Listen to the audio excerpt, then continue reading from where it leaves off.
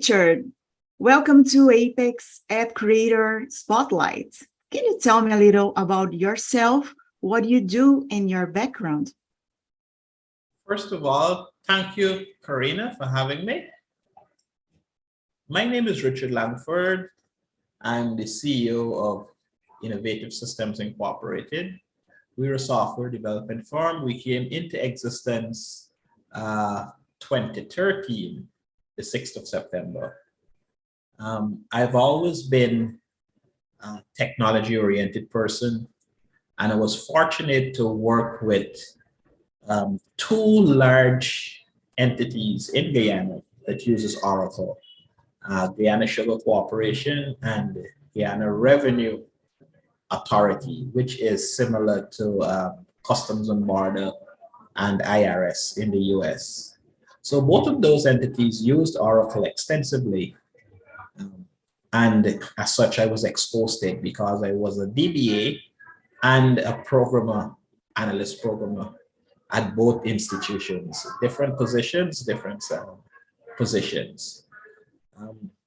So I've always been interested in learning new things, and I've had some amount of entrepreneurial spirit in me since leaving high school. I can recall I started teaching, and I very quickly started giving lessons, and then went off to university, and I literally worked while at university.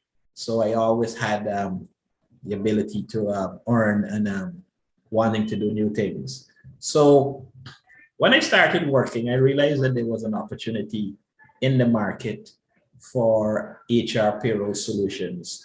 When I got my payroll, when I got my paycheck, I was very concerned as to how the computations were done with respect to taxes and NIS. And I decided to write the software, a very small solution at that time. It was done in Microsoft Access. And eventually, I said, you know what, I should probably see if they have companies out there who would like to use my product. And it so happened that there were companies out there, and that was in 1999, coming into 2000. And I started retailing the Access, and eventually we went to SQL Server backend. But very soon I realized that it just isn't the best fit, because we were start dealing with clients that had more employees and you need more processing. So after learning about Oracle, I decided to, yes, let me see what is there. So I stumbled upon Apex. So I've been with Apex. I would say I'm a grandfather in Apex. I have been with Apex since it was called HTML I think I started with version 2. And then eventually went to 3 and so forth. So I've been around with Apex. Very happy to be from the early days. Very good. And let's talk a little bit about the application. How did you come up with the idea for the app? And tell me, what was the particular need you are trying to address? Okay, so we noticed that there were a market for the application. A lot of companies, even though they may have had something to compute payroll, they had nothing to compute HR or nothing to process the various HR processes that's needed. So from the outset, I didn't just create a payroll product, even though at that time, that was the most relevant. In other words, the need was more for payroll. I saw the potential of HR, and I saw that if I could do one product, obviously separate modules, but integrated, I decided to go ahead and do that. So I went ahead and created the HR parts, the recruitment. We dealt with parts with medicals because that was important. And at that time, the main focus was parts of HR that directly impact payroll. Because as mentioned before, at that time, payroll was the more vibrant module. So anything in HR that impact payroll, that was the idea. So disciplinary actions, if somebody was disciplined, we know that their salaries, it would have impacted the salaries. If somebody was on leave, depending on the type of leave it is, some employees are actually, their payments are actually reduced, like if for medical leave, and the social security end of it, where we call national insurance, they would compensate this employee. So areas like that, that directly impact the payroll, we really give a lot of emphasis on. One of the things that was outstanding that I liked is that we ensure the integration was robust.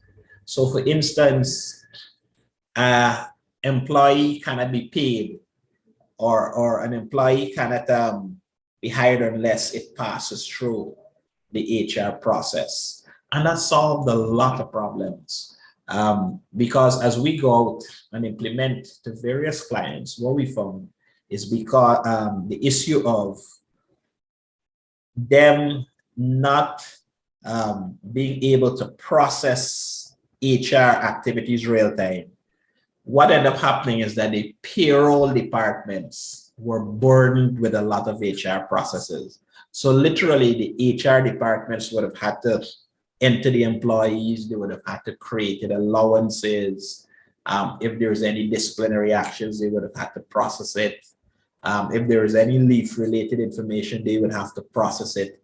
So the payroll department was extremely burdened with all of these payroll processes because they did not have, companies didn't have a complete solution. So what we do is ensure that there's one solution in place. So from hiring to separation, it flows right through. So for instance, an employee cannot receive a salary increase unless it's processed by HR. An employee cannot receive an allowance unless it's processed by HR. So payroll department started taking on the correct role of just being a recipient of a completed transaction from HR and executing the same. So we've had a number of clients that some of the statutory deductions, like for instance, NIS or Social Security, we found that some of those were still deducting for employees who had passed the age, which is 60. Why that occurred? Because the HR was manual and the information from HR wasn't flowing to the payroll in a timely manner or in an accurate manner, so that you had some persons with date of births in the payroll system that wasn't in sync with the manual HR. So we solve problems like that completely because it is one system. Whatever age is entered by HR, that normally flows to payroll. So we reduces the duplication of work for persons who did not have an HR system, just a payroll. So we literally solve two problems at the same time. Very nice. And what is the name of the application? So the name of the application is PeoplePay, and People for Human Resources, and the Payroll for Payroll. So it's PeoplePay. Okay, amazing. And what do you think, what do you like about using Apex? Okay, well, I fall in love from the day one I started using it. Coming from an Access background, Apex was like a natural progression, right? And I have literally seen Apex growing from strength to strength. And a lot of the old programmers like me would say the same thing. I recall when I started initially with Apex, one of the larger or more impressive developers, I think it was an international consultant. So he told me, you cannot write any programs and sell to people or license to people with Apex, you know. So at that time, because it wasn't matured, right? That's what he said. It so happened that last year I was training him in Apex. because he is an Oracle Forms developer, and we know Apex is a natural transition for Oracle Forms developers. All right. And I've seen all of the dynamic actions, the improvements of the IDE from version 5 going forward. And the main strength, I would say, of Apex is not only its user friendliness, but the ability to scale up and write difficult or complex code in Apex. So you can still do your HTML, you can still do your CSS and JavaScript. That really gives additional functionality. You can do plugins. So Apex is an extremely nice application. And then I can see too that Oracle is really embracing Apex now. We're having releases twice a year. We're talking about PWAs. I guess pretty soon they might start talking about single page applications. So I'm very happy that from Larry down, everybody is showing some sort of emphasis to Apex, and they see that Apex now is becoming a very meaningful and useful part of the Oracle products. I also would say with the collaboration of Jet, Oracle Jet, if we can have some more of those fancy charts and so forth, and the integration of some more Oracle Jet objects in Apex, any other product would be hard-pressed competing with it, especially people who are already Oracle clients. Oracle Apex is a natural progression for you. And it's low cost. You don't have to pay for it if you're already an Oracle client. So it's hard to beat. And Richard, what are the plans to the future to extend the applications? Okay, very good question.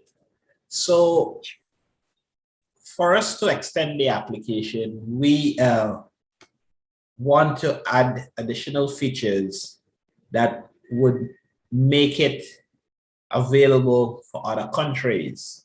So that's been our focus. And because we start to get some leads from 2 countries, Bahamas, for instance. And so we started looking at the specifics of the country, what are their statutory deductions and so forth, so we can ensure the application is flexible enough to handle computation for their deductions, and if there's any unique computations for their payroll. We've had some very large clients in Guyana here too, and those clients have actually assisted us in for instance, implementing in a way that is conducive to the international market. So for instance, Guyana Telephone and Telegraph Company, GTT, we have done a complete virtual implementation for them. So they haven't attended our office once, nor we haven't attended to them in person. It was totally online. So having completed that project, we know that it's possible to do international projects without being there in person, right? And projects like those, in which cater some multiple currencies, shows the flexibility of the software. So we might not be able to do multilingual now, but we certainly can do multi-currency and do the conversions within currencies and so forth. So that, and having acquired our ISO certification late last year, we're really trying to improve and make the product pretty robust. So as is expected with all software solutions, you're going to have new and new versions as Apex bring out new features, like for instance, the workflow feature that came out in 22.1. We would be switching from our workflow to the workflow that is provided by Apex. So mainly the extension is to go to the English-speaking Caribbean and any English-speaking foreign country. That's what we're trying to focus on right now. And one of the things we really admire in our solution, because it's HR typically can send data and receive data from any other solution. So the creation of web services can help us to communicate with other solutions, whether it's financial solutions or so forth. So we can integrate with any other solution that needs a list of employees who are currently working or any such things, right? So the creation of web services to connect to other applications that would be within specific companies. That's one of the things we're working on too. Well, thank you, Richard, and congratulations for your project. I'm grateful for being a part of the Apex Spotlight. Thanks, Karina. Very good. And you can learn more about the PeoplePay application by accessing the link below this video. Thank you. Bye-bye.